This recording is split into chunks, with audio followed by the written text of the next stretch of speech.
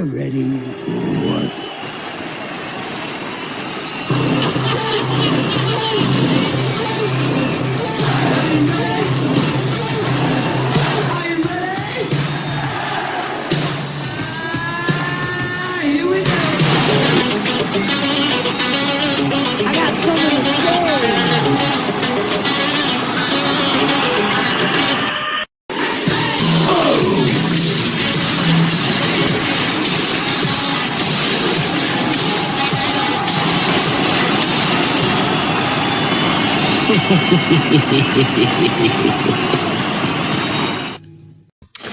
What is up, all you good people Let's out there? Happy Tuesday night. It's I'm a little chilly tonight, but I'm rocking my Glens Creek sweat, man. You didn't bring me back one. No, I didn't. Good Lord, I didn't even see this. Isn't it nice? Yes, it's very nice. Yeah. I would have loved to have a sweatshirt like that.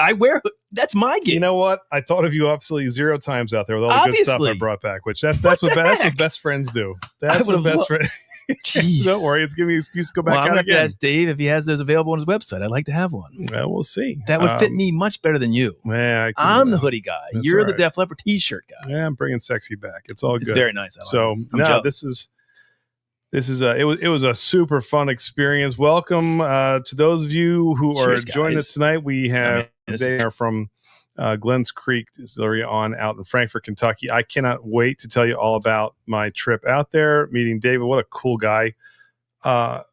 Easily one of the best experiences I've ever had at a distillery.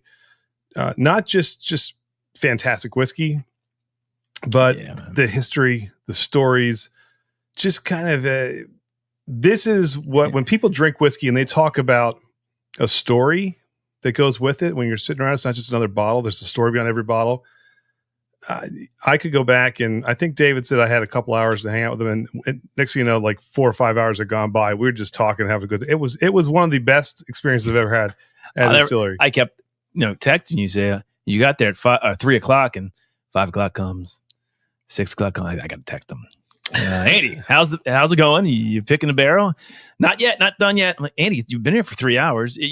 7 o'clock, hear nothing. No, we delivered. 8:30, you finally say we got one. My God. Well, like it did. You know what? Good things come to those who wait, and I think we got a killer bottle. You got a chance to sip a little bit when we did our kind of Patreon live stream. So for those of you who didn't know, there's going to be a little single barrel coming your way, and a lot faster than we thought. But before we do that, I'm going to bring David up. He's kind of the man of the hour.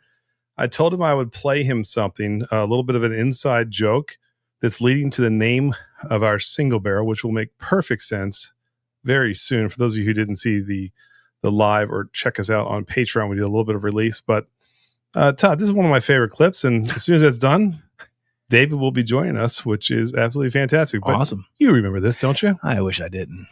Excellent. Okay, what you guys are all waiting for tonight on our live stream, our members only giveaway is something very special.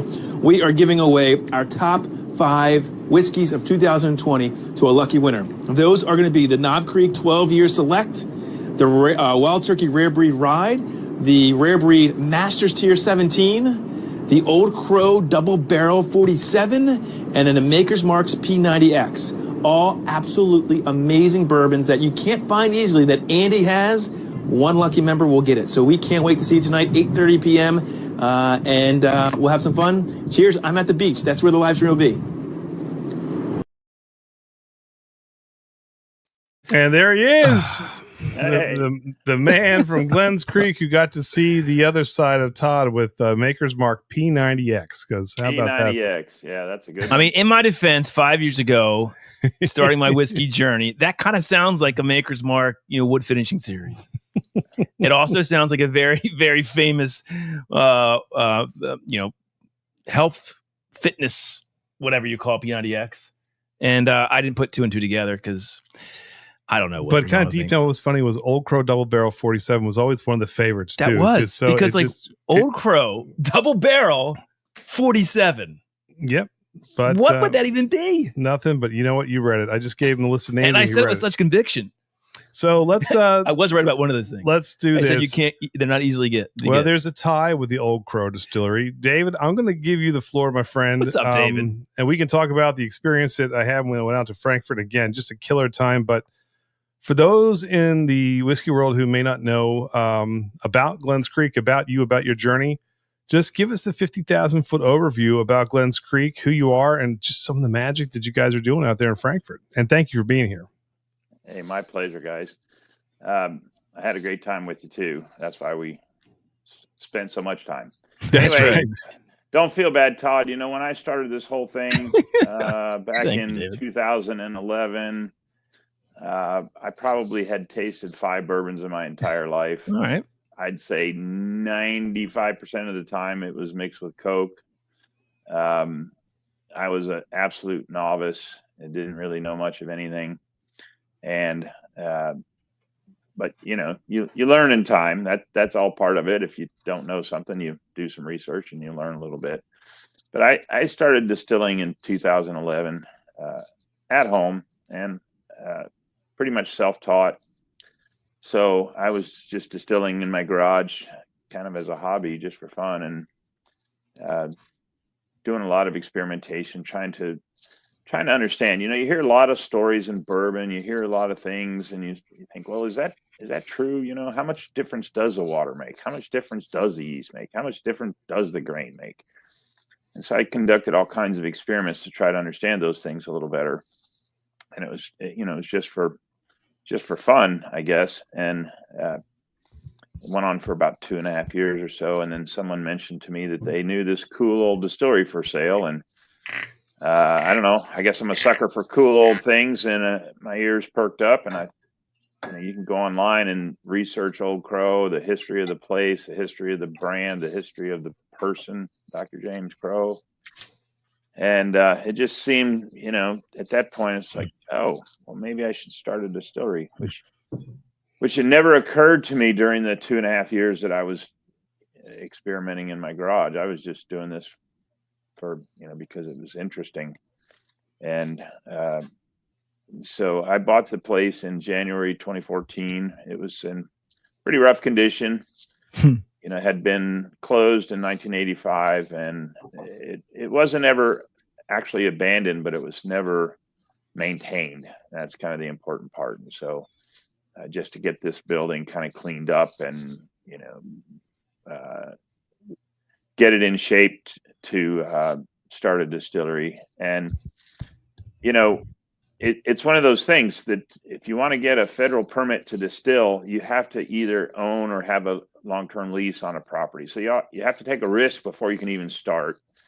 And, you know, at that point, I didn't understand, would I actually get to be legal or not. And later through the process, I learned, look, the government really wants you to get a legal distillery because they want the tax money. And so they're very willing to help. And so I went through that process, and we started distilling in May of 2015. And so we're coming up on our 10-year anniversary of distilling next May, and we're going to have a celebration for that. And sometimes I forget. I mean, it's easy in this business to kind of forget, you know, to take time to celebrate the milestones, because everything is such a long-term proposition. And, you know, you come up with a new idea, create a new product, and you distill it and put it away, and you have to wait a really long time before you get a chance to see how that's going to work out. It was us. So anyway, yeah, that's kind of the 50,000 foot view. Well, look, we're glad that you took a risk and Tell me took a about it. shot to do this, because, you know, before this year, you know, we hadn't heard of Glens Creek. It's always word of mouth, and things get around. And Bourbon Judge Marcus. Honestly, told us about that's it. what it was. And then one of our patrons sent us a sample. And Dave or David Vogel, I think it was. or Dave or Gandy. Yeah, I think it was Dave. But said you got to check this place out. And so being out there, Well, I tried it and I was like, oh, well, this is, yeah. I mean, we try so many whiskeys, right? And you get a lot of samples sent to you, and some of them are really good, some of them aren't so good, and some of them make an impression. And immediately, I think you can see on the review I did of the OCD, the nose was different to me, and I wasn't sure if I loved it. And I tried it, and it was just like immediately, well, that is something different and special that I really liked. And so I want to ask you about that. I mean, you put out, whiskey that I think is unique. Where does that come from? Is it how you take the time and you're so small batch and what your operations are that I'm just curious how that has come. And maybe you don't know, maybe it's just how you do things. I'm curious, it's a very unique profile that you don't see every day. And I think it's really good too. Well, that's a great question. And people often ask me, what's different about us? And I say, well, it's a little bit easier for me to go over the things that's similar between us and other distilleries because there's far fewer things. Learning to distill in the garage at your house, and not really knowing anything and experimenting and trying things. But one thing I can tell you is legally and technically, I was a moonshiner. If you're doing it illegally, you're a moonshiner. Mm-hmm. Okay. Now, I didn't feel that way about myself because I wasn't trying to make it a living. I wasn't selling it. I was just trying this just for fun. But every moonshiner is basically going to use the direct heat on the still because the alternative is steam heat, and you just don't have a steam boiler in your garage to heat a little 15-gallon still. So I learned, and by the way, that's the way distilling was done for almost 2,000 years because steam as a heat source didn't really come along till the 1800s, and then that really revolutionized distilling. So for almost 2,000 years, if you wanted to distill something, you had to burn a fire and you had to keep that fire burning, and consistent heat is the key, and so on. And that's a lot easier in the modern world. You have electric or you have gas or, some heat source. And so to me, I just felt like the direct heat, you get the Maillard reaction, the caramelization in the still. And it's that Maillard reaction is that browning effect that, browning of bread or pot roast or things like that. And, I just say, look, go to your favorite Chinese place and ask them, would you please cook my dinner on a double boiler instead of the wok, and see how different it might taste. Okay. Yes. And, I think that's the primary thing. I mean, we're not using grains that are really different from anyone else. There may be some things that we do in terms of the sour mash process that are probably not done at some distilleries. We use a wild yeast, OCD5. The number 5 represents the fermenter back in the distillery where we captured yeast that we use to do the fermentation. So, technically wild yeast, as some people would call them. And so, those are things that are different, but I can't say, okay, how much difference does our yeast make? Now, when I was in my garage, I tested that question. I tried 50 different kinds of yeast. I tried wine yeast and champagne yeast and beer yeast and Fleischmann's yeast, and they all did fine. They all worked just fine. I couldn't really tell any difference between them in terms of the overall flavor. And that's because there's just so many variables in this process that, you mentioned before we started how the sample you got from Marcus tastes completely different than the one you guys picked. And yeah, the barrel is a huge variable. The barrel itself is just a tremendous variable. And, you could put the same spirit in 2 different barrels and come out with 2 different results. So it's really hard to nail down one specific thing and say, this definitely comes from this situation, because there's so many variables in the process. Well, I'm going to tell you that sometimes they say a magician doesn't reveal his secrets. Maybe. There may be something going on out there, but I can say that the beautiful thing was when we sat there and we went through and sampled quite a bit of whiskey. And I remember it was one of the most fun processes too, because so here's what we ended up selecting, guys. We'll get into this in a little bit, but there was about 7 bottles that were sitting out there, and Dave was pretty clear. He's like, okay, I'm not telling you anything about it. I'm not telling you the age. I'm not telling you the proof. I'm not telling you anything. I want you to like the juice in the bottle. Mm-hmm. And then if you don't like it, I want you to be honest and tell me, like, what is it that you didn't like? Why didn't you pick it? And we just got into this really cool discussion about each one, how they're unique, what we liked, what we didn't like. I remember we ended up eliminating 2 quickly. I sent them to, and he wouldn't taste them until I got done. And that was the best part too. So he wouldn't taste them until I finished. And then, so I pushed 2 to the side. I said, these are not going to make it. I said, no. I said, I know this is impossible because there's no such thing. I know you didn't peat any of these, but I get like a slight peat note on 2 of these.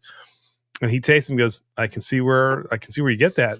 I think these need to sit a little bit longer. It was just amazing. Like it was so cool. Every single one was unique. And we got down to about, I think the last 2 were, it was back and forth and back and forth. I'm really, really proud of what we came up with, but we'll talk about that in a second. Such a cool process, but it was love the whiskey. Don't love the stats. Don't know. It was, and that's what I really loved about the whole process. It didn't matter what was on the label. It was what was in the bottle.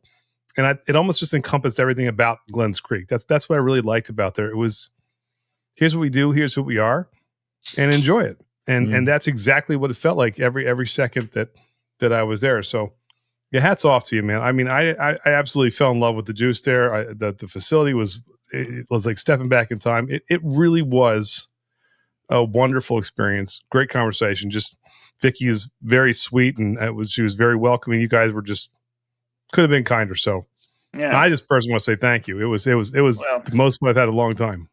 Yeah, it was great. I definitely enjoyed it. I mean, are you guys going to invite me to open the bottle that I saved? Yeah, let's open it. Well, on a little bit.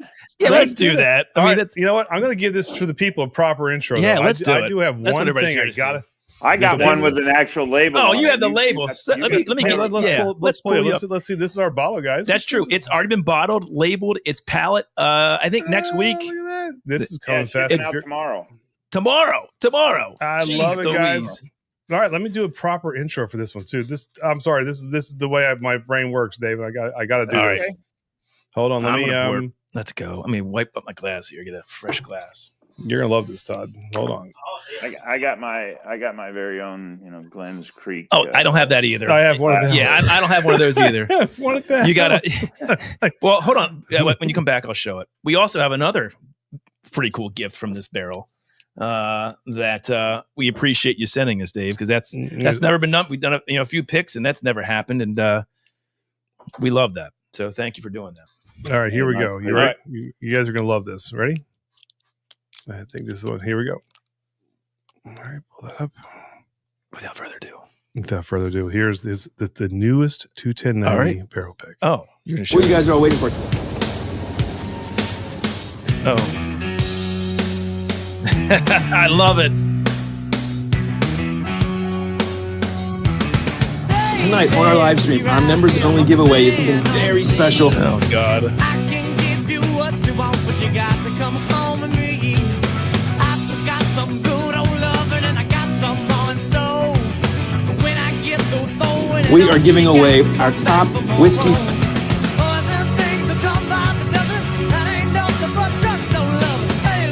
Let me light your candle coals, mama. I'm sure all the henna now just around. The Old Crow Double Barrel 47. All the henna now. Oh yeah, baby, a good love hand, baby.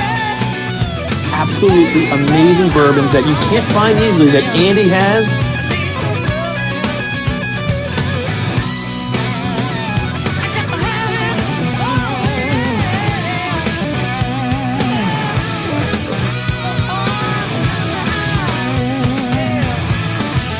I love it.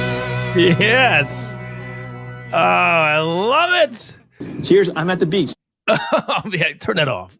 There we go. The guys. Old Crow There we go. Double Barrel 47. That's the name of this single barrel pick with the Black Crows. That's great. What's we the always do number a rock 47 represent exactly? We have no idea. I made it up. He was begging me he's like, what are we giving away tonight? I was like, Todd, give me a second to go home and pick out some bourbons. And he wouldn't leave me alone. So I made 5 up. I sent it to him and said, go ahead and read them. And all of a sudden we played that clip almost every week. People just thought it was hysterical. And so Old Crow Double Barrel 47 became infamous. And so as soon as I was there, I was like, that's got to be the name. I mean, Old Crow Double Barrel 47. Let's see what this one sounds like when we open it up here. Ooh, let's hear it. Here we go. Ready? Oh, America. Winnipeg. Oh. That's right. Canada. We shouldn't say that anymore. All right. I'm pouring it. Andy, you want a fresh glass? Yes, I do. Oh, here you go. I'll get you a fresh glass. There we go.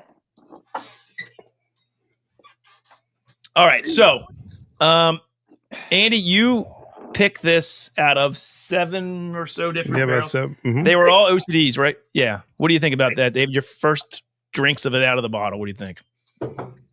Cheers. Well, I tried some of it that night to see how, okay. To see how good Andy was at picking. I had to. And was he? He did all right. Yeah. Well, I tell you what. First off, the nose on this. As soon as you smell this, you're going to quickly understand how unique this bourbon is. No, I love it. Right? I love this so much. I get that sort of mocha, the chocolate coffee, toasted vanilla. I don't get a lot of the smoke. There is some, but I get more of that mocha chocolate coffee, toasted vanilla on the nose, and then you drink it, which you just did, and you can talk about that. Well, look, I remember talking to David, and I said, the crazy thing about this, I feel like this could be something that could appeal to a bourbon, rye, or Scotch drinker, like all combined. And it wouldn't offend any of them because they would all absolutely love this pour. And in some ways, it almost feels like a little bit like an OC number 5 made it with the Cafe Olay, which is kind of nice too. It's just kind of like you get some of those coffee notes, some of those bitter notes, some of those chocolate notes, but you also get some really fun like campfire notes on there. And this thing is and the more you sit with it, the more it opens up. I fell in love with this. This was just really, I thought it was fantastic. Dave, what do you think about this? It's one of your babies. Well,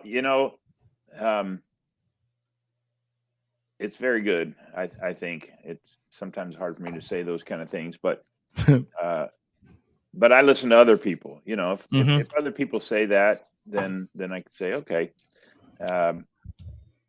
They are different.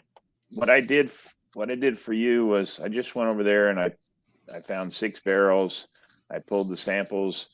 I presented them to you in the same way that we do basically when we're trying to decide to bottle a barrel. We don't usually pull 6 samples. We'll probably pull 3. And, if none of those 3 seems ready, then we'll go back and pull more samples. And, it's a tough question because different people like different things. Sure. And, when you said that these taste a little smoky or whatever, and then I tasted them and immediately I got the same thing, and I could say, yep, you're spot on with that. I'm not really good. So Todd, don't feel bad. No. I mean, you're better at describing these than I am. It's a lot of practice. I don't, I just don't spend much time trying to think about what am I tasting. The simple question is, I like that one. So, okay. Yeah. And then we all taste them here. And, we often disagree. There's often disagreement about which one we think should go. And it's very seldom that we kind of have a unanimous decision on something. And that's also subjective, and different people like different things. And so what I try to tell people, I said, look, even if we put the same distillate in the barrel, what we do is we have 2 barrels and we take the distillate and we split it between the 2 barrels. And after whatever period of time, each of those 2 barrels is going to taste slightly different. One might have a better nose, one might have a better finish, one might be a little sweeter, one might be a little spicier, one might be a little darker color, one might be lighter color. Those are all the variables that occur in a barrel. And this barrel. And that barrel. This barrel right here, by the way, guys. Show that, That's Andy. the one. This is it. I'll try to get up. Thank you for sending this. This is no amazing. problem. But but be careful; those aren't glued together, you know. So. I know. But if it falls apart, you ought to be able to figure out how to put it back together. Yeah, How it's all cool! good. How cool is that? Huh? So it is a Kelvin barrel. Are your barrel? They're not all Kelvin barrels, right? They not, are. Yeah, they all are. Everyone. All right. So that's a plus there. It was how cool is that? Yeah, so guys, cool. shout out to Kelvin. I mean, they Yeah. make a really good barrel. The barrels are toasted and charred. Mm-hmm. And Look at the so back. Look at that. I think the toasting, from what I've talked to them over at Kelvin, Brittany over there, their customers seem to think that those barrels do a nicer job in a shorter period of time. And you asked Todd about, the 4 years, and I'd say, well, look, there's no magic number, guys. This is the thing that I try to tell people. There's no magic number that says leave it in a barrel X period of time and it'll be good, or take it out before that and it won't be good. I've pulled samples. We have a new product in the works. You guys will be right up in front. You might have to wait behind Marcus or that's SLB. fine. I don't know. No worries. That's all good. We'll take it. They got to me first. But anyway, that's all good. A bourbon that uses oats. So it's corn, oats, and barley. And, I'm really excited about it because it tastes really nice out of the still. So John went and pulled a sample from a barrel back in November. So we started distilling it in August of 2023. Okay. He pulled a sample in November 2024. So about 15 months old. All right. Now, I didn't have any expectations that it's going to be ready. I just, we were curious to see, okay, how's it coming? And so we tried it, and I thought, that's coming along rather nicely. That tastes pretty good so far. And so if somebody like Andy came in, or we got repeat customers come in, people that I can tell, okay, they're pretty knowledgeable about bourbon, they have a pretty good palate, I would offer them a sample. And 50% of those people tried to buy the bottle from me. Oh, wow. Right. At 15 months. And wow. I've tried samples of OCD on people at 12 months, and a lot of them wanted to buy the bottle. So there's just no magic amount of time. It just doesn't work that way. So what percentage of the oats is in that, David? What of the mash bill? What percent? Do you know? Is it a lot? Is it more than 10%? Yes, I do the mash bill by pounds. Pounds, okay. So, all right. For example, the OCD in a cook uses 100 pounds of rye. In the cook of the oats, we use 200 pounds. So we back off the corn, we increase the oats. Got it. A little bit. And honestly, does it add I haven't even calculated the percentage. We just go by 50-pound bags and how many bags do you put in there. What Anthony's saying, I know when we brew beer and we use flaked oats in the mash for our beer, our home brews, it adds not only a sweetness but a texture and creaminess to the beer. Yes. Yeah. Do you get that also in your bourbon? I assume, right? Yes. Yeah. Nice. Exactly. Beautiful. Cannot wait for that. Anthony is right on the money there. That's exactly right.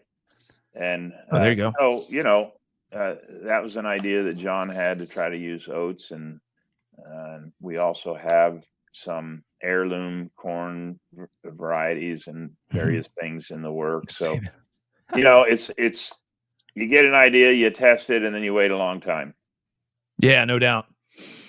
Back to our pick. Well, yeah. And Bill says, how much do you cook the oats? Bill Lucas asks, how much do you cook the oats? So back to earlier, what Todd was asking. I have to admit that in our process, we're not real specific. In other words, we heat up the water to 212 degrees to get it to boiling, and then we put the corn in. We turn off the heat. We let it sit until that cools down to about 170 degrees, 165, 170 degrees, and then we'll put the secondary grain in, whether that's oats, rye, or wheat, and then let that go until it drops down to the temperature where you can add the barley, and then we'll put the barley in. But none of those temperatures are absolute. In other words, the process is pretty forgiving. If you miss it by a couple degrees this way or that way, it still works just fine. It's like my brewing. You're brewing, It is. yeah. It really is. It is. It's not like you have to be exact and you got to hit it right on dead nuts. I want to do a little experiment real quick. Steve Hollenbeck. Well, Steve, yeah. I mean, look, he said going to Glens Creek, especially because Dave takes time to explain what they do there. The walking tour is incredible. The products are excellent. I couldn't agree more. I mean, I think it's always some people. I mean, in any industry, the backstory is just not there, and sometimes people are in it to try and just make a quick buck, and then you find people who are just really passionate about what they do, and you can feel that going. Even when I was looking at some of the equipment, I'm seeing a couple beer kegs over here. He's like, that used to house soy sauce. This used to have this. I'm like, my God, it was like this mad scientist lab, and I was just infatuated with everything Andy. going on. There you go. I had a blast. You got a good memory on that, yeah. But it got fuzzy at the end because I didn't remember buying all the stuff I bought. But it's okay. I'm happy to contribute to. By the way, there's coffee there too, Todd. The coffee. I haven't seen that either. I've Andy. almost killed the coffee. I haven't seen that either. It is so haven't good. seen that either. I wish I bought a backup of the Old Crow coffee. That was so good, and the hot sauce you is can good. buy online. You can buy the coffee and the hot sauce online. Well, good. Actually, if you guys can put the link to Glens Creek, they will. You can't have anything shipped to you, but the other stuff, the swag and the coffee alone is killer. The hot sauce is really good. Coffee. Yeah, John does. Nice. It's good. It's really good. I'm absolutely hooked on the coffee. I hate to have to drink anything else. Honestly, it's fantastic. Good. Really good. I'll give you a little bit of time. Real quick, on our pick again, it will probably be available in 2.5, 3 weeks. It is through Shared Pour, so it's being picked up tomorrow. It takes about 10 days to get to DC and to then Shared we Pour. do the week of the pomp and circumstance, and then we'll have Correct. It'll hit the shelf. It's this month. It's this month, guys. It's coming. Hey, my man Tim Adkins. Tim Adkins. Tim Adkins. There you go. Killing with the coffee. 180 in the yield, right? David had 180, give or take, around 180. That was what you said. I think It was exactly, yeah. 180. Except for it was 180. It was 181. There you go. Beautiful. It was not a full case, so that's awesome. You take what you want. You just write 21090 on that. When we come over, we can pull it off the shelf and drink from it.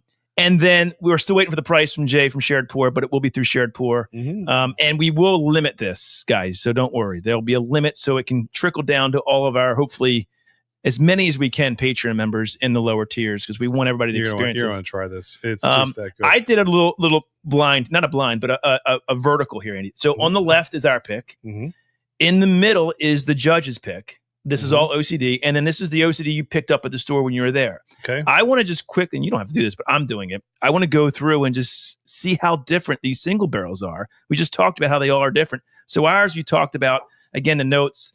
I get a ton of mocha and chocolate, espresso bean, and then that smoky, like sort of smoky barrel char is what I like to, to call it. So is different. What I get. The Yeah. nose and all these are just so different. You get tobacco and brown sugar. I get that a lot too. So it's really, and there is like a nice peppery finish to long finish. Can I say something? Yeah, To Dave, here's the thing with Todd. I am so happy that we brought this home. Todd is amazing at tasting notes, but he does everything through the lens of a child in the 80s That's true. having dessert.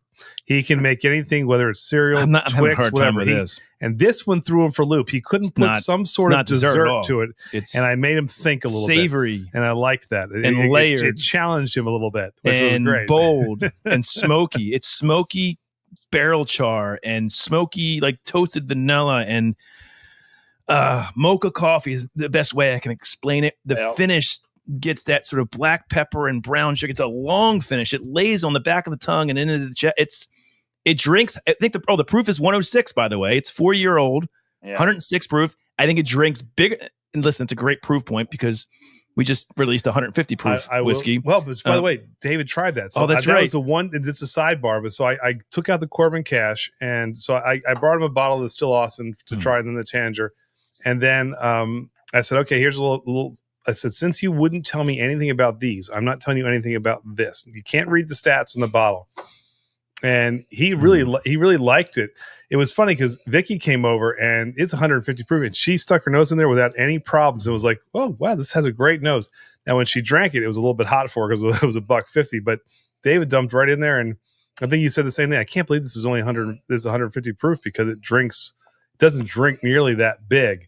So it's just funny when you don't tell people things first. What happens? Yeah. So on that note, right, bias plays an important factor, and you have to try to eliminate the bias. That's where the blind comes in. That's where you see the bottle I gave you. It's got a label on it that says OCD 5 and a letter. And there's no date, no proof, no information or whatever. That's how we do it. Okay. Hi, Esther. Esther's great. Mm-hmm. And she is. And so, when we're tasting, the rule is everybody tastes it. You don't talk, not until everybody's finished, and then you can share. Okay, and I'll say, well, which one did you like? A, B, C, or D? And then somebody will say, well, I liked A, and somebody will say, well, I like C, and we'll kind of go from there. And sometimes it's it's a coin toss. Sometimes it's they're all okay. They're all good to go. Sometimes every so often it's okay. I don't think any of these three are ready. So, go back and pull some samples from some other barrels. And we're getting better because we're doing this more now. We're getting better at stapling a index card to the barrel head and making a note on it saying, okay, we tasted this one on such a date, let's go back and try it again, 6 months later or something.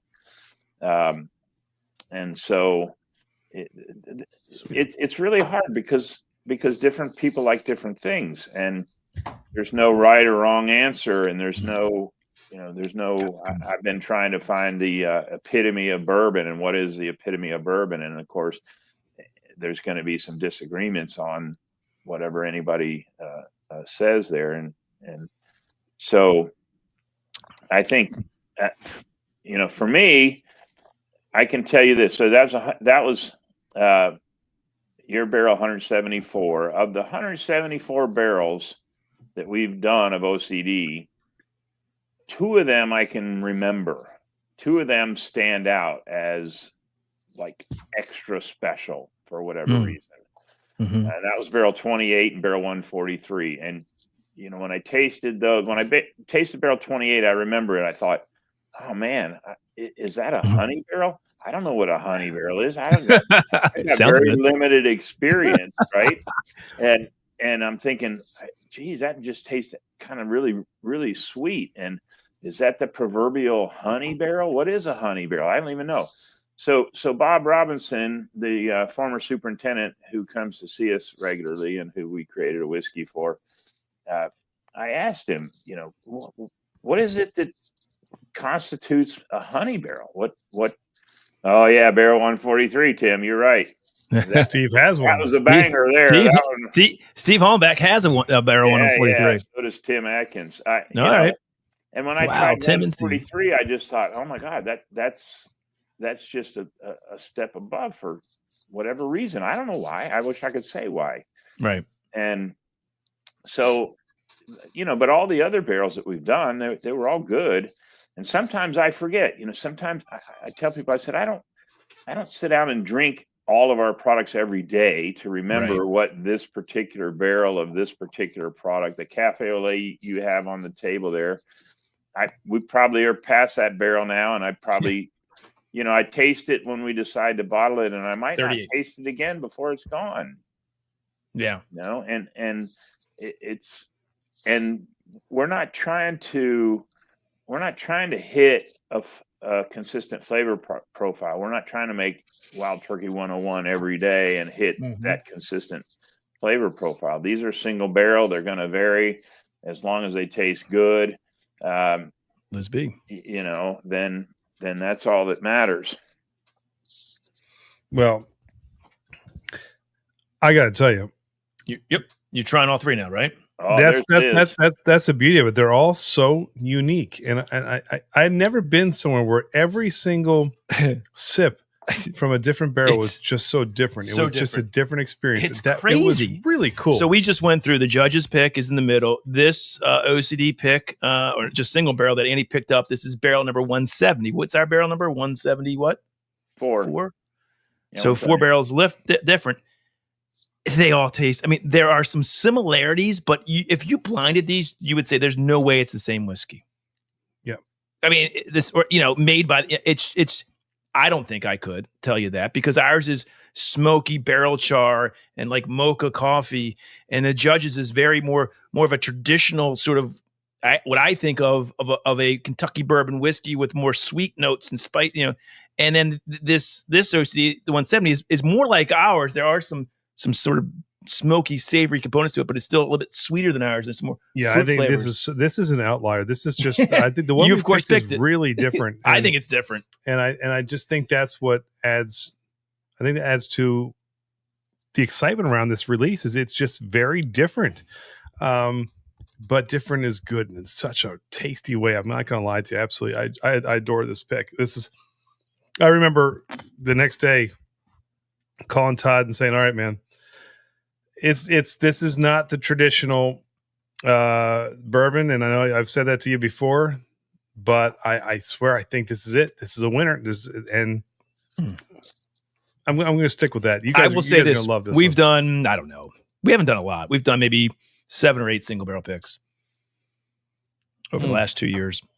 There's nothing like this that we've picked. We've had 2 very unique, really unique picks that stood out. I think that the malt through the night single malt, It's American single malt for sure. and this that were just so. I think you can say the hazmat bourbon too, because of what it was. Well, there was an allure to that, and there was a little bit of pomp and circumstance with $150, but this was so different, and just I just can't wait for people to get their hands on this. I really can't. I think it's great. And I will say this: if people out there, I know Esther, they've had the Judge's pick, which is fantastic, by the way, but our pick is not like that. This is, and here's the logo again, the Old Crow double. How fun is that little black crow's nod there, huh? So there it is. We got the. I even made the crow bald, Todd, for you, and with glasses. And with glasses, yeah. I mean that wasn't Gotta be able easy to to see.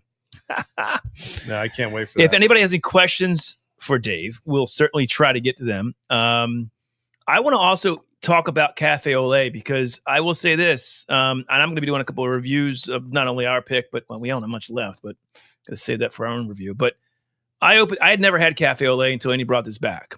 And a couple of our patrons, Dave, I think even Marcus talked about how good this was. Same with, who else? Robert Hayes mentioned that, and Anthony Peters. They weren't lying. This is, I think, an equal to OCD. It is a slightly different profile, but when I open this up, it is just, and so help me understand what's the difference between, it's the same mash bill, correct? Is it just different? What is the difference between Olay and OCD It's number not 5? the same. It's not the same mash bill, so it's a different mash bill. Okay, so there was a question that just popped up about off profile, and that is the question about off profile is something that we're kind of trying to sort out, because sometimes there is an outlier. I call it an outlier. Okay, there is no set profile for OCD specifically. But sometimes, like when Andy tried those couple, they were a little extra smoky. And what I found in those cases is, if I poured that for people at the bar, a lot of people are going to say, "Oh, I like that smoky." I like mezcal, I like Scotch, I like those smoky kind of drinks. Other people are going to say, "Oh, that tastes too much like Scotch. I don't like Scotch," and so we would consider that to be off profile, and we would say, "Look, but if you come to the distillery and you sit for the visitor experience, you get to taste it. You get to taste exactly what you would purchase, and if you don't care for it, don't purchase it." Right? If you do enjoy that, then that's one for you. Yeah. So I like the comment too about your logo there looking like Spy versus Spy. It kind of back Mad magazine from my childhood. It kind of does. But so the Cafe Olay uses a roasted barley. So the OCD 5 uses a standard, distiller's barley, or a barley that you might use for a beer. and the Cafe Olay used the roasted barley that you would use in a dark beer, a Guinness, porter, stout. Oh, that makes sense. Okay. More chocolate. Through. Yep. Yeah, so it's a chocolate barley. The beginning of that was based on the fact that after a couple of years of tastings, we noticed that the people who come to the distillery who don't care for bourbon, the majority of those are female. And that's not a slam on females. That was just a reality. And so we asked that, real man of genius question, what is it women like? And chocolate came to mind. And we found this barley called chocolate barley. And we thought, oh, well, if we can make a bourbon that has a chocolate note to it, then maybe the ladies would really respond to that. And so we bought the barley, and the first day we put that in the hot water, and we're fermenting that right now, and I walk by. Those are the only totes that I can walk by and actually smell the fermentation. The other ones, people come in and they say, "Oh, it smells so good in here," and I think, "Well, I don't smell anything." You get used to it, but that roasted barley just has a really strong note. But it smelled like coffee, and so my little brain thought, Cafe Olay. But the French version of Olay means with milk. That didn't make sense. So he said, well, let's just put the Spanish version Olay, and now, it's Cafe Olay. And so that's how that was born. Love it. And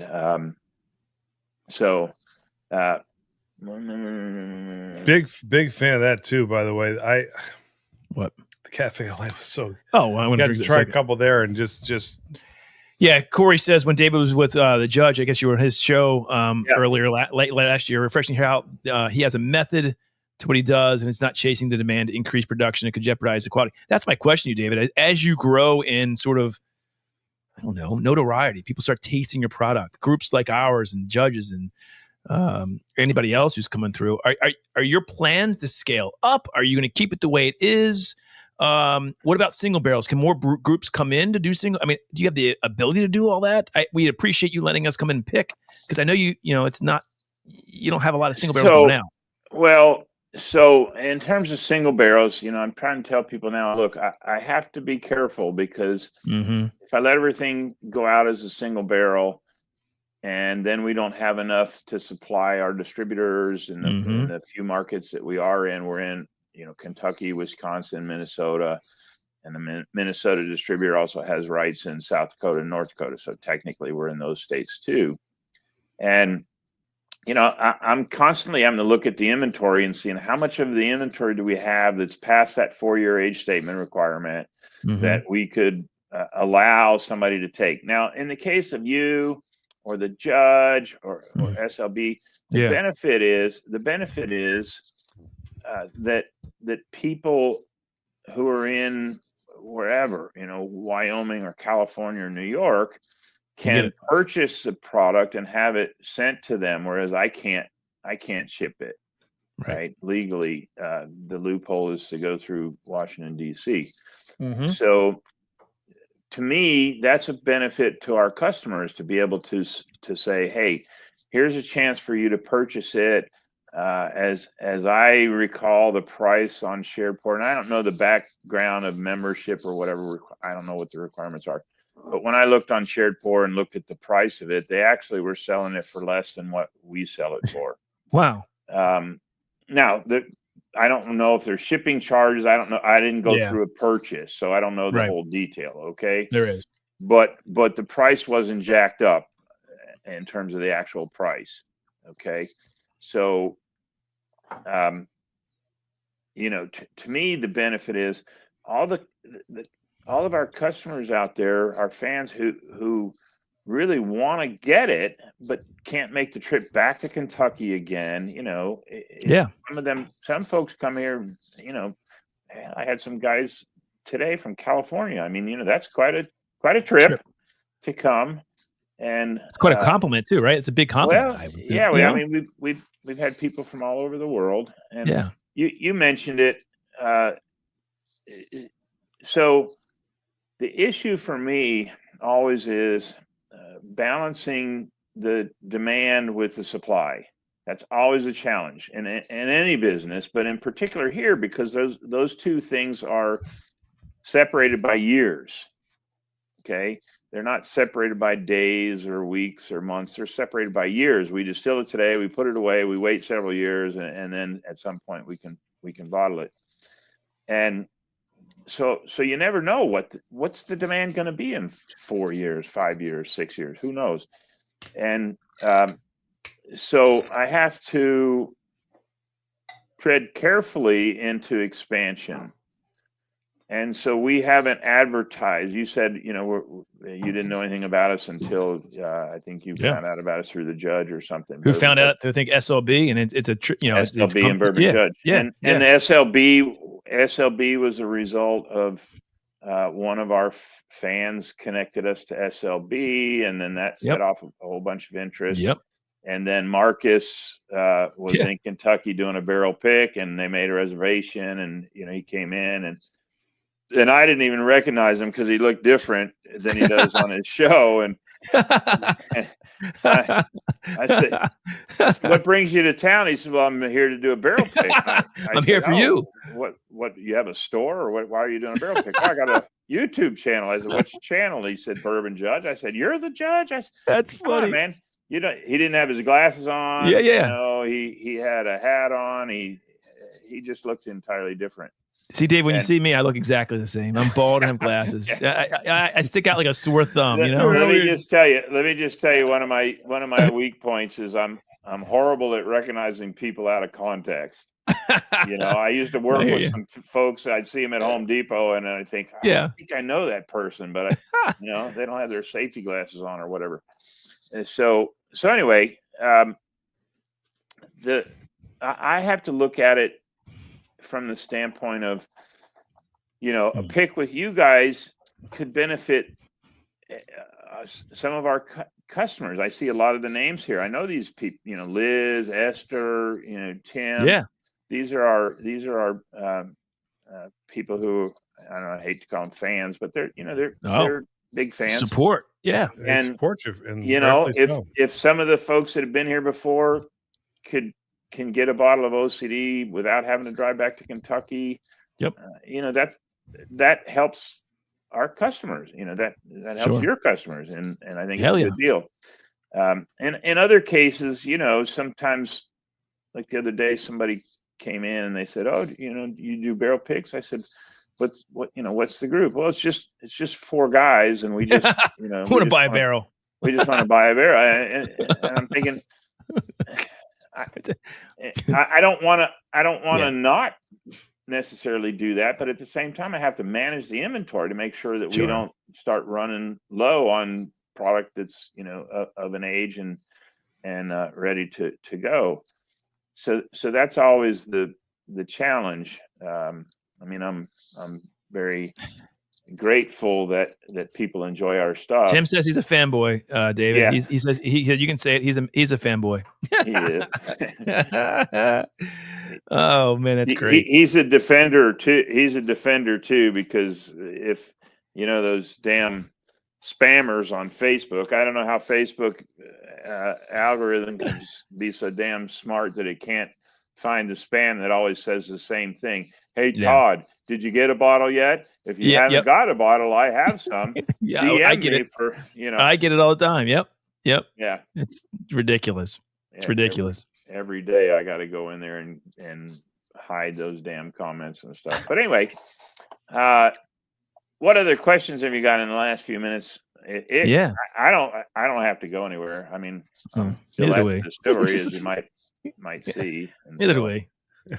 Well, I for one am glad that it's not everywhere. I think there's something to the allure of people wanting to try something just based upon referrals and word of mouth and saying, "Hey, you guys have got to try this." I do think it helps a brand because overexposure has killed products too. And I'm glad you brought that back up, Andy, because I didn't get to the important part. So what I explain to people here is this. First of all, we've grown 500% since the beginning. In other words, when we first started, we could make a barrel every 4 or 5 days. Now we're making about a barrel every day. We could double that and go to 2 barrels a day. Right. But the thing about distillation is this, and I rarely say these words, but in this case, it's true.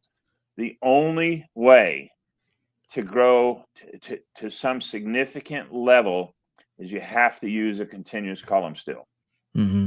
Okay. Yeah. The continuous column still will take you from 1 barrel a day to 20 a day on the smallest column still possible. Right. Well, the trouble is now your product tastes just like everybody else, because if everybody's using a column still, you're going to get the same kind of output. Yep. Right. And to me, that's just not the direction I'm headed. It's not about the growth and the, racking up millions of dollars. It's okay. I learned in my garage that direct heat on the still produces what I believe is a superior product. And if you're going to do that, you have to use a pot still, and that pot still has to be direct fired. And as such, there's always going to be a limitation. Okay. And, yes, we could double what we're doing now, but it's still not going to make much difference. And we, in my past career, I was a consultant, and I was the guy they call it efficiency expert. And so, hey, Joseph, the Toyota guy, we have found over time, we found ways to make the process more efficient, to get a better yield, to improve the outcome. And we're up to a barrel a day, but it's still just not much. It's just, that's just the nature of the way it is.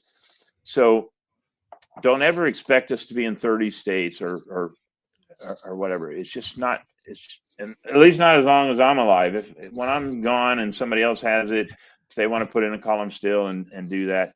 Yeah. But too many people. I love it. I love that. People tell me, I love that. Dave, don't change a thing. Dave, don't change. Dave, keep it the way it is. Dave, don't, and I'm like, I don't want to change it.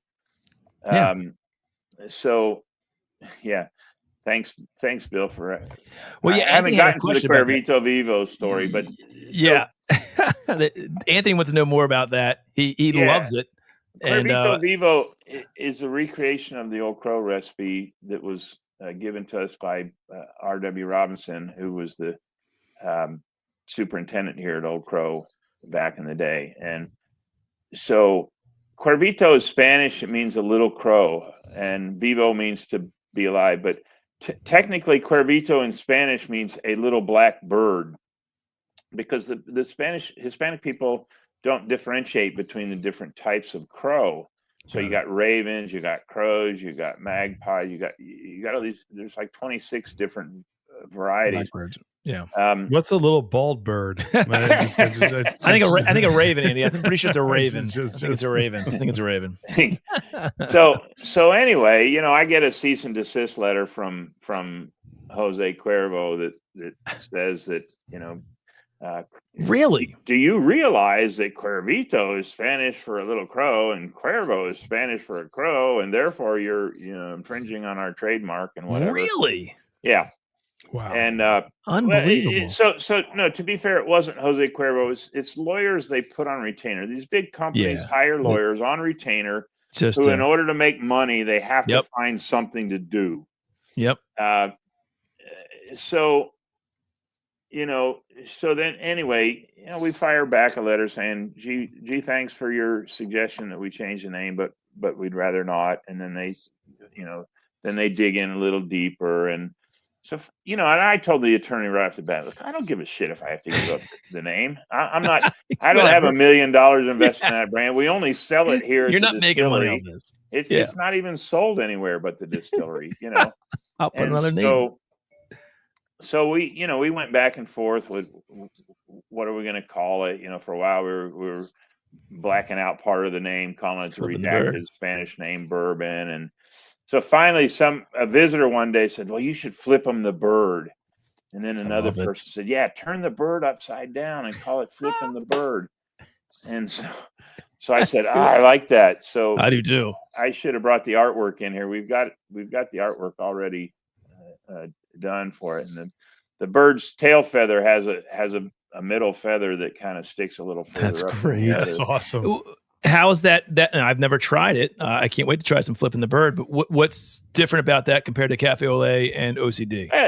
So it's more like OCD. It's a 70-20-10. OCD is 85-10-5. You know, so it's twice as much rye, twice as much barley, less corn. Oh, and so it's a very, very I'm going to call it middle of the road bourbon recipe.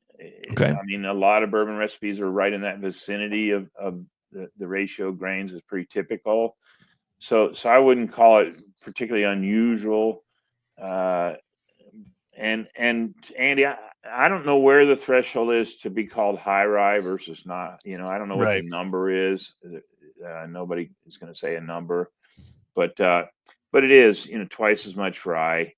And the whole story about spiciness, is it spicier? Well, you know, depends on the barrel. There's other factors that contribute to that.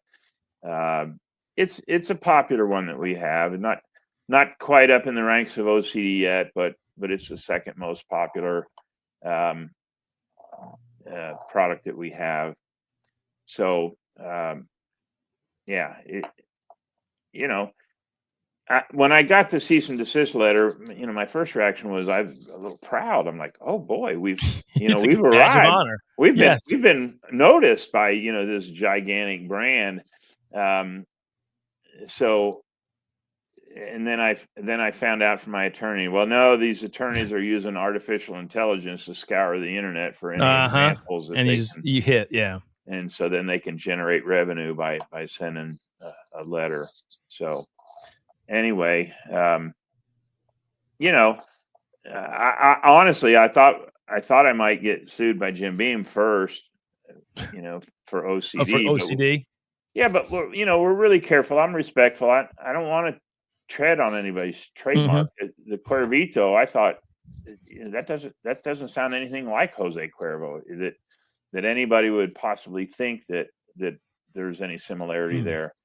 A little sweet. So That makes sense. Kind of surprised. I was kind of surprised that that's the first one to hit us. But that Cafe Olay, that's a sign of success. You know, it's funny though that it just reminds me the way just, you know, the suits can go after people. That we had here in a local brewery called Hysteria Brewing, Lamarville, right? And they had a picture of Lamar Jackson of the Ravens, football player, throwing a football with the Ravens. It wasn't the Ravens logo; it was close enough with his number that the NFL actually sent this tiny little brewery. Was it called Lamarvelous or something? They're Lamarvelous, and they're actually said, nope, can't do that. They're actually shut down right now. But we knew the guys really well; they're great. So the NFL sent them a cease and desist letter, and they said that the actual paper itself was such really high quality paper stock, and it was scented. Like you take a whiff of it, it was almost like perfume scented. And so they renamed their beer, the exact same recipe. This paper smells amazing, and that was actually the name of the beer that took the place of the one that they got to see. So it's just funny how those things happen. But sometimes people just have to do their job for no good reason. But I love the variety of things you're doing there too. The way that you guys are trying different entry points just to see, like, you know, what the different flavor profiles or how they come out. I mean, it really is almost just like this potpourri of science experiments that just come together. Every single barrel just comes out so unique. That's why I'm really excited to kind of introduce to the people who don't know Glens Creek yet. If you can find a way to either get out there, and visit, do it, or if you know someone who can get you a bottle, do it. It's worth it. Become a Patreon member. You could get do that too. We'll probably be limiting this to one per patron. We're going to let it try to get as far as we can into our Patreon pool. So I think Esther had mentioned, hopefully we can get I know his sold out very quickly. I think he had a limit of 2. We're not quite as big as the judge. And so we'll see. We're going to put a limit of 1 to try to get this down to as many tiers as we can, so everyone that wants this can try to get at least one bottle. If there's still some left after it goes to our bottom tier, then we'll take it'll go back to the lift highest that off. tiers. Yeah, Yep. we'll go. But there you go, the Old Crow double barrel 40. You guys excited? I mean, it's really amazing. And Dave, Hey guys, put me on hold for a second. Yeah, sure. I'm gonna go get the example of the label. I'll show you. Oh, nice. All right. Look at There this, we go. guys. We're There we breaking go. news here on 21090. I kind of like that. I mean, that's what we do here. I was going to talk to him about this Cafe Olay. I mean, Oh, I love it. Yeah, the funny thing is when we set this up, Yes. Todd was like, I only want OCD. I want an OCD. I was like, well, That's all I had ever had. they really I had the don't care. judges and whatever Dave and sent then me. people were saying, well, what about the Cafe Olay? But you know, Oh, Oh, here we go. All right, Dave's here we go. back. Here we go. Put him up on full screen there, Andrew. Go. Oh, so that is now. no, There you go. notice Flipping notice the bird. the. I love that. That's awesome. So the And bird's Frank wants- upside down, so you know, flipping, and then you got to fill in the blank with the bird. that's great. I love it. That's Flipping the bird. I love That's it. awesome. That's really cool. We got Love a little it. sneak peek there. That's awesome. That label's been approved, so we just have to wait until the next time we bottle the Cuervito, and we'll use that label. Oh, Terry wants to know if the road is repaired yet. Terry has been repaired for like 2 years. Well, It Andy, was you were a long driving damn in. time though. It was a long time. It was 2.5 years messed up, but yes, it's good to go now. Well, I had a hell of a time getting there. I'm not going to lie to you. So I don't know if I told you or not, Dave. When I had to work in Danville, and then I drove to no, I was in Louisville working. Then I had to drive to Frankfurt before I went to Danville. I was doing this long tour. Anyway, I get to my hotel at 3:00. I have to be at Glens Creek at 3:30. And I said, all right, you guys have Ubers around here. I'm like, well, they're tough to get. What do you mean they're tough to get? Like, well, they're very tough to get, but don't worry, we've got Bluegrass Cab. I said, Bluegrass Cab, okay. Service? They're like, no, it's really just one guy. I was like, how long? All right, well, can I call him? He's like, well, it takes at least a half hour to get him, or you can call Sheldon. And I said, well, who's Sheldon? And they said, well, Sheldon's just a guy who picks people up. I was like, well, that sounds wonderful. Perfect. I'll take him. So, so this guy's Bye. this guy's getting off his shift at the hotel, and he goes, "I'll just take you there. I know where it is." It's like, really? He goes, "Yeah, I do that for people all the time. It's hard to get public transportation around here." So next thing you know, I'm in the car with this guy from the hotel, and we're driving up this really long, winding road, and there's a detour sign there. Ice everywhere because it was absolutely frigid at the time we went to go see David. We had to go back a different way. I was about 10 minutes or so late. David goes, good thing you didn't actually go down that road. There are cars probably still stuck up there of people trying to come down that road to get to us. I was like, this is absolutely crazy. But I got to tell you, when you get there, you can just feel the history there of the old distilleries. Bet. It's just, it's stunning. And you get this long, windy road. You've got the trees. Don't you have the lining, and then you beam get the water. warehouses next to you, David? Yeah, Like, aren't they like right up the hill? Mhm. The Well, beam warehouse. That was all part of Old Crow. Yeah, Yeah. right. It's So- just it's stunning. It's just absolutely stunning. So we have tried so many times to tell people, don't take Hanley Lane, right? Don't trust your GPS. Yeah. But of course, depending on where you're starting in Frankfurt, if you ask to come to Glens Creek, it will take you down Hanley Lane. And the day you were here was like snow, and there was already one car stranded on there. It's literally 3/4 of a lane wide. It's treacherous, and you know we've tried so many times to and on our, if you make a reservation, our thing comes back and says don't do this. It says do this, don't do this. Trust me, don't do this, right? And so when you came in and you told me that, I was like, a local guy did that? I think It's a nice drive. She says it's a nice drive. well There there's- was a so back to Terry was asking about the road. So there's basically 3 ways to get here, and Andy, you took the worst way. of course he did. Then there's Par for the course. So there's kind of bad, really bad, not too bad, and you took the really bad, and the kind of bad was where the road was washed out. That Terry's asking about due to the flood, that was washed out for about 2 years. And during that time, most people came down the really bad way. And so we're on the same road as Woodford and Castle and Key, for crying out loud. Come down, down a not too bad way, which is still not great, but it's better.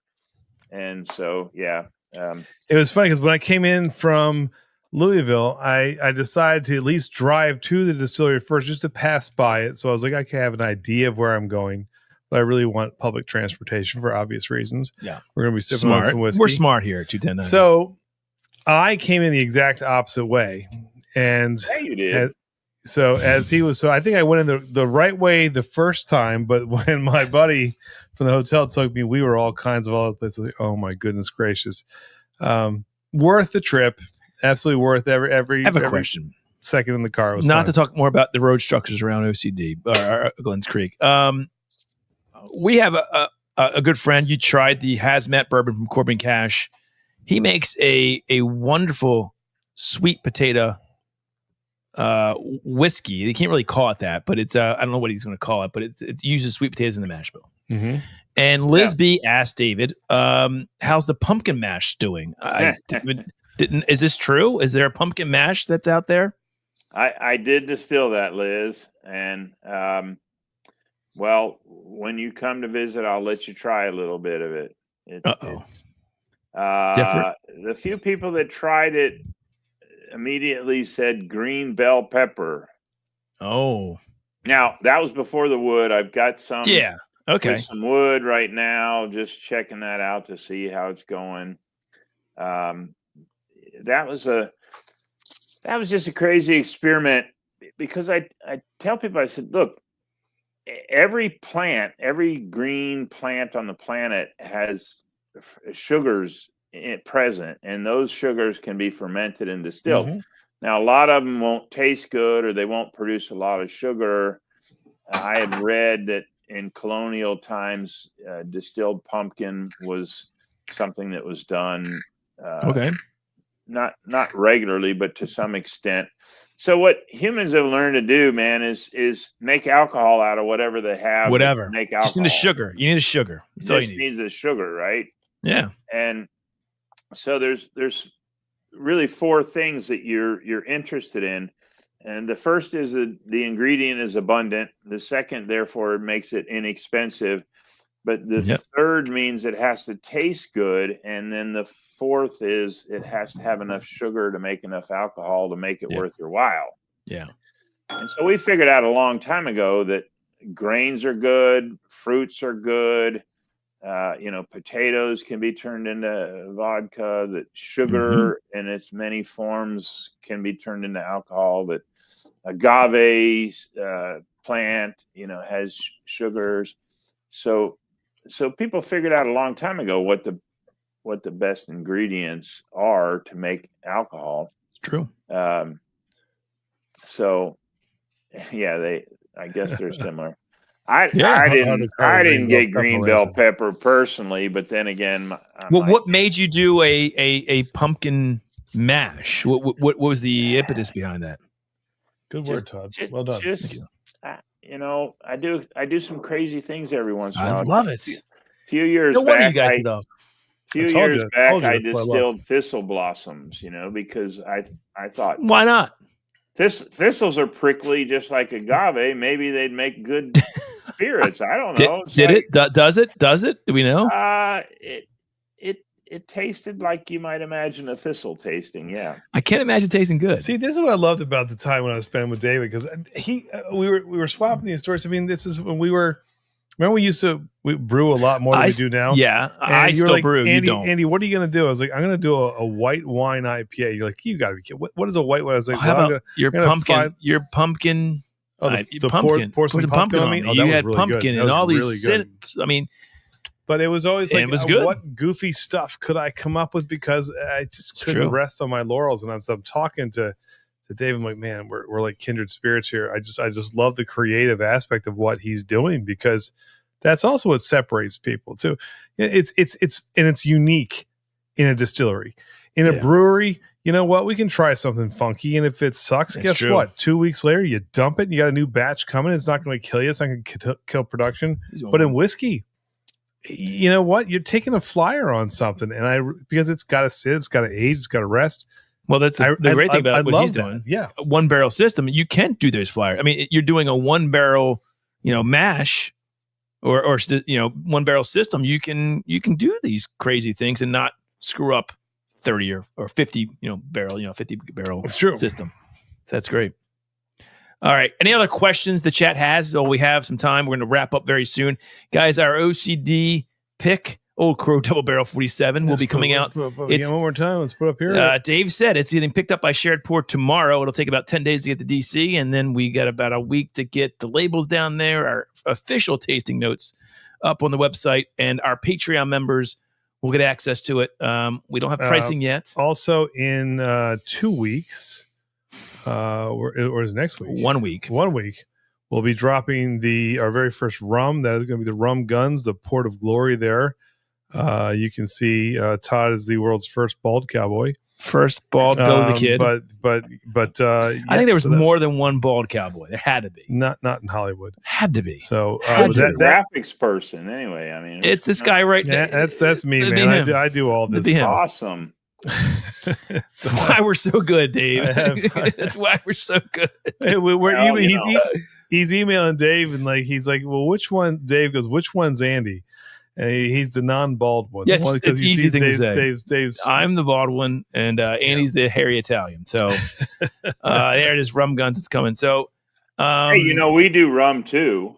Oh, and did you try the rum while you were there? Do you remember? Not that I remember. I don't think so. Hell, we tried about 50 things. I think he was. All right. So next time, Dave, when we come out, we're going to try some rum. We'll have some good times. Any other questions for Dave while we got him here? I was going to ask Crazier Than Pumpkin. Oh, here we go. Okay, so there you go. Bill was going to ask if you had anything crazier than pumpkin, and you just did with the thistle. So there you go. That was his question. Devin's so excited for our pick. Devin, so are we. We can't wait for you guys to get it. I think you guys are going to love it. Yeah, we appreciate Dave coming on. We appreciate Dave. We took a flyer. Dave, Marcus had let me know about you guys, and I tried his pick thanks to one of our Patreon members. I wasn't able to get his pick because it sold out so quickly. And then, we were able to, grab some samples, and I immediately love what you were doing. And I said, Andy, we love at least trying to get these distilleries that maybe not everybody knows and letting people know about how great they are. Still Austin, 3 years ago, we were the first single barrel pick for Still Austin. Now they're everywhere. Corbin Cash, the first bourbon ever that they did for a single barrel bourbon, and we've done their 9-year rye. Old Line, we like getting distilleries that maybe they're doing amazing things that not everybody knows about. But what do we always say? People before product. People before product. And I can tell you from the bottom of my heart, this is absolutely amazing. These are fantastic. Rarely have I tried whiskey this good. Yeah. But the person behind the bottle is better than even the juice in here. I mean, I can't tell you how much fun I had. And I will tell anyone, if you're in Frankfurt and you want to go stop at Castle and Key or whatever, go see it. It's crazy. But if you're there and you don't go to Glens Creek, did I spell Frankfurt right? Did you Frank? We spell Frankfurt. No, I didn't spell Frankfurt. But you're missing out if you don't go and check in. See Dave. Tell him Andy sent you if you're there, because I mean I gotta tell you. You know what? We should talk about this real quick. Blast. There has been a lot of talk about this. I know when you were in Louisville with our group, we were picking a single barrel from Pursuit before you went to Glens Creek. Anthony's been. I have not tried this, and Andy, I said, "Well, talk to Dave about what this OCD Premium is, because I have never seen it." Dave, can you just explain to everyone about the process of the OCD Premium? Because I think there's a lot of misconceptions about what it is and how limited that you actually have of that. Well, it's freaking awesome. Yeah, there you go. That's all you need to know. I shared some with you, didn't I, Andy? Yep. Yes. It was great. I didn't get Absolutely any. wonderful. He didn't bring me back any. That's all right. Well, I didn't give him any to bring back. That's all right, Dave. It's okay. I didn't make the trip. I get it. So this might be difficult to explain, but so when we bottle, we don't dump barrels out like everybody else does. What we do is we pressurize the barrel and push the alcohol out through a tube. And long and short of it is that leaves 3-4 gallons in the barrel. Okay, and I can't explain why, because I don't know why. I only know that little bit left in the bottom of the barrel tastes amazing. Now, there's been some hypotheses, but we'll never be able to prove any of those. One hypothesis of a physicist came and he said, well, you're pressurizing the barrel. Maybe you push it into the wood and then it comes back out and blah, blah, blah. I said, well, that's as good an answer as any that I can think of. So we take that and we put it back in a barrel. So technically the premium is double oaked, because we take the 3 or 4 gallons and we put it back in a barrel. Every time we bottle, we keep putting it in the barrel. When that barrel's full, we set it aside for a couple more years, usually 2, but there's no set time, just like anything else. When we sample it and we think it's freaking amazing, then we say, okay, it's time to bottle that one. And people have a misunderstanding. They think they're like, oh, well, when's that release going to be ready? And I don't know. When it's awesome. There, Tim said, when it's awesome. I don't know. And there's not a set date. Like, we don't say, oh, we're going to release a such and such version on this day, this time, whatever. It's, usually we know now that we've done it 9 times that, let it wait at least 2 years and try it. And if it's amazing, then we can go. If it's not amazing, let it sit longer. And so I don't know. I don't ever know when that's going to happen. And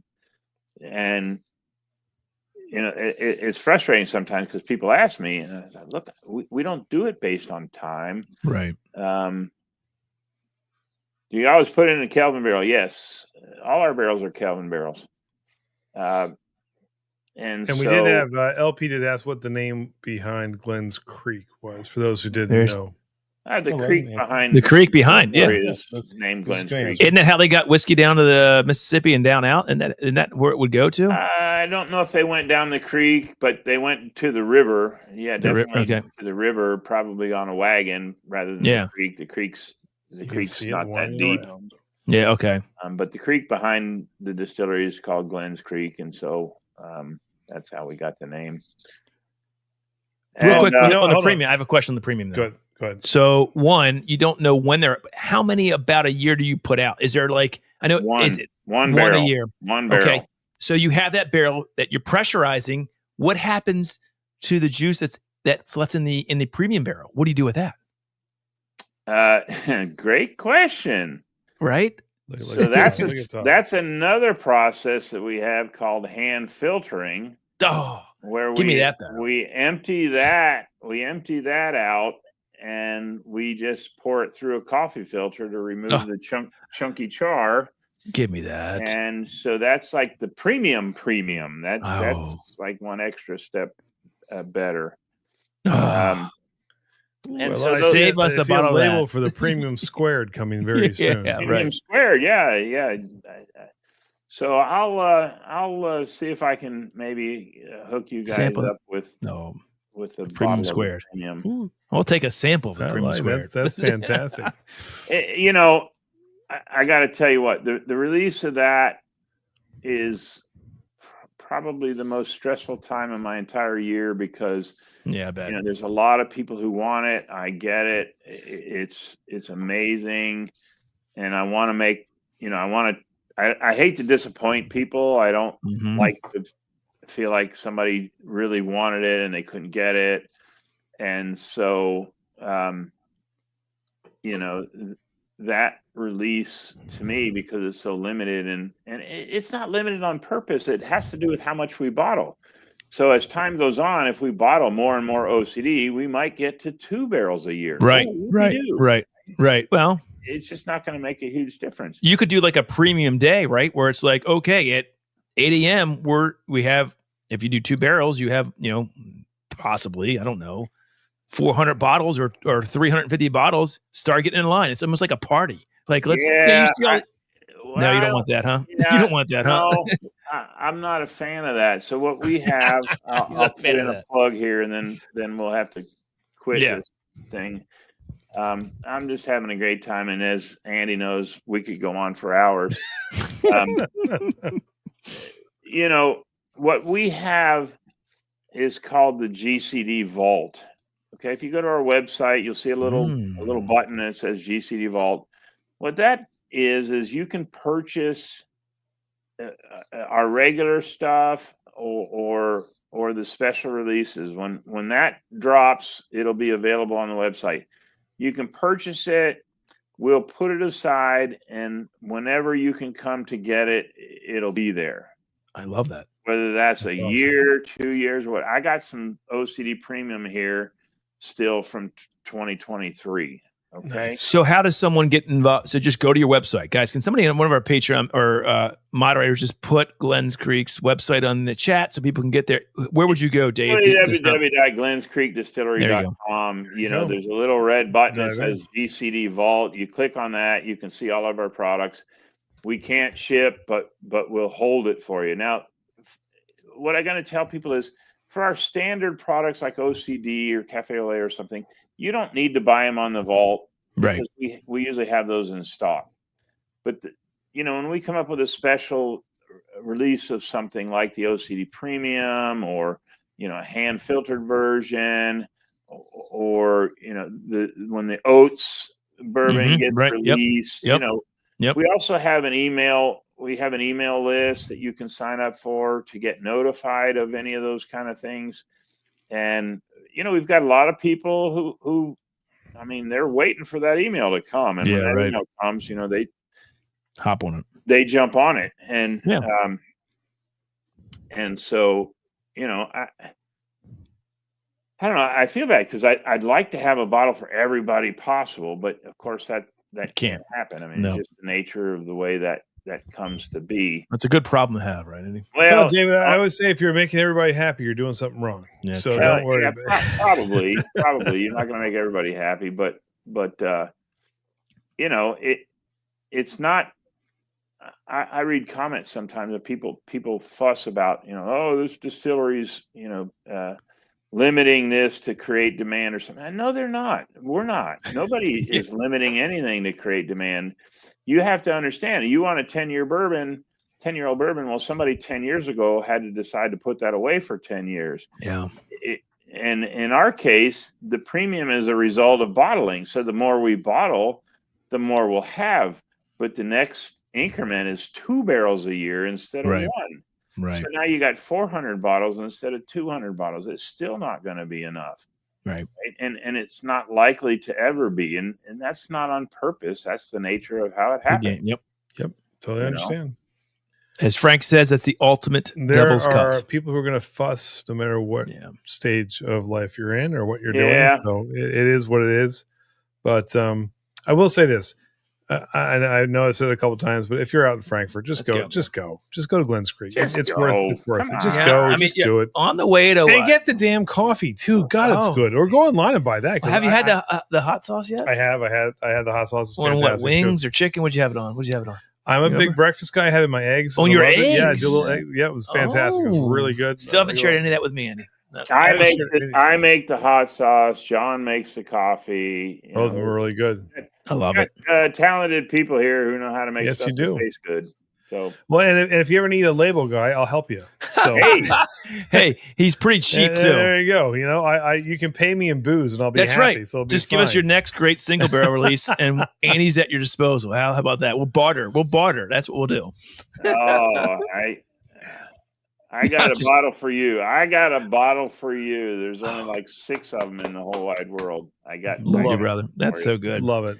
Well, we can't thank you enough. Guys, this is coming fast and furious. So stay tuned to our Patreon for all information. But this is getting picked up tomorrow.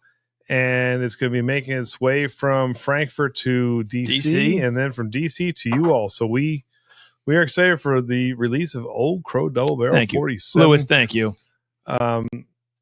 David, we can't thank you enough. Again, your hospitality. Tell Vicky I said hello and thank you to her as well. But I love what you guys are doing. We love what you are doing. Yeah. And can't wait to kind of bring this to more people because it's just like you said, it's freaking awesome. It's good. Awesome. It's just good stuff.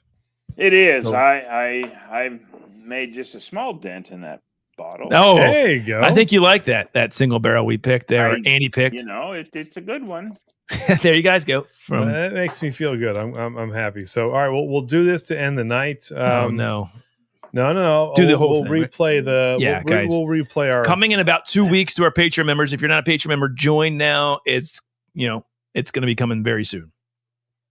But Dave, thank you. Dave, You're Appreciate welcome, everything you guys. do. Thank you so much, guys. You're Yep, welcome. and Let's so, do more in the future. Agreed. Absolutely. Absolutely. We'll be back very soon. So until next time. Oh, Todd. and there will be next time. What you guys are all waiting for? All right. Rock on. See you guys.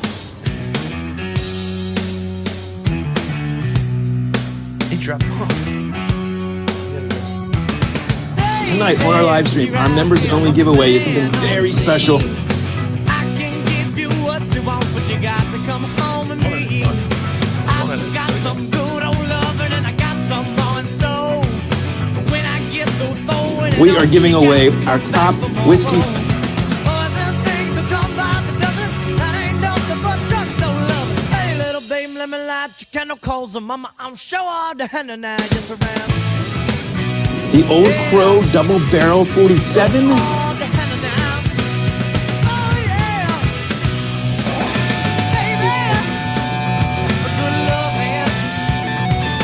Baby. Absolutely amazing bourbons that you can't find easily that Andy has